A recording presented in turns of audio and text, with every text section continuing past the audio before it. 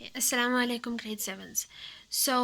Yesterday we did a video on structures, the properties, different properties of structures, their functions. We also discussed man-made and natural structures. Now we are moving on to shell frame and solid structures. We are going to look at the properties of each, and we are going to look at examples of man-made and natural structures. We are also going to figure out ways on how to identify each one of these. So if you look at a shell, think about a shell that you know, like a snail shell, for example. Think of any example that you know. Please look at page 123 also for extra information.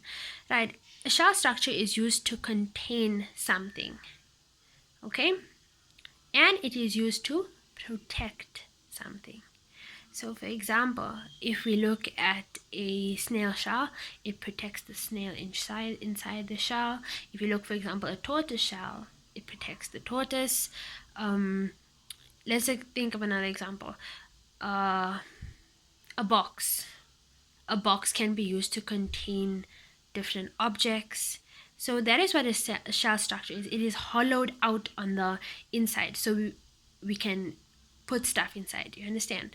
So let's look at an example. A natural example would be a snail shell or an empty chicken egg. An example of a man-made structure will be a coffee mug or a rubber tire. The coffee mug stores coffee. The rubber tire has air inside of it, so it's hollow on the inside, right? Let's look at frame structures. Now, a frame structure is very important for support, okay, and it provides a lot of strength. These materials are very strong. Look on page 124.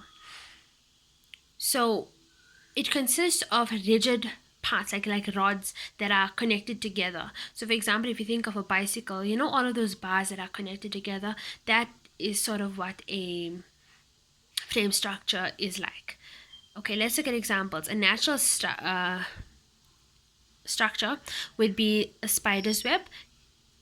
It consists of those lines that all connect together, right? And a human skeleton. All these bones are these rigid, like rod-like structures that are connected to each other. And then we have man-made examples such as a bicycle and a roof truss. Please look on page 124 to see what a roof truss is.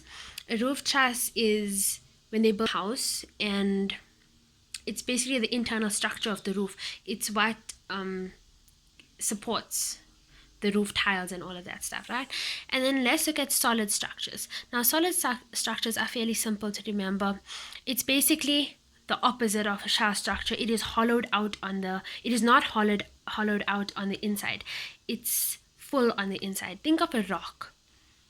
There's no space to store anything inside a rock. It's solid. It's strong. You understand? It does not consist of different parts between them. So it's one whole structure. A natural example could be a mountain or a rock.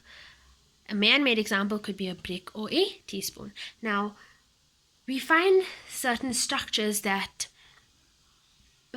contain all of these structures, that contain shell, frame, and solid structures. We can combine to build other structures. And a good example of this will be a house. Now, if you look at a house, it has it consists of a shell structure, a frame structure, and solid structure. An example could be the shell. A shell structure could be the rooms.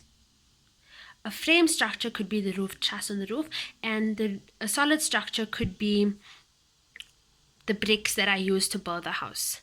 Okay, what I want you guys to do for me is you are going to answer all of the questions on page 126, 127, and 128. If you need help, please let me know. I will type this out for you. I hope you guys are understanding and are benefiting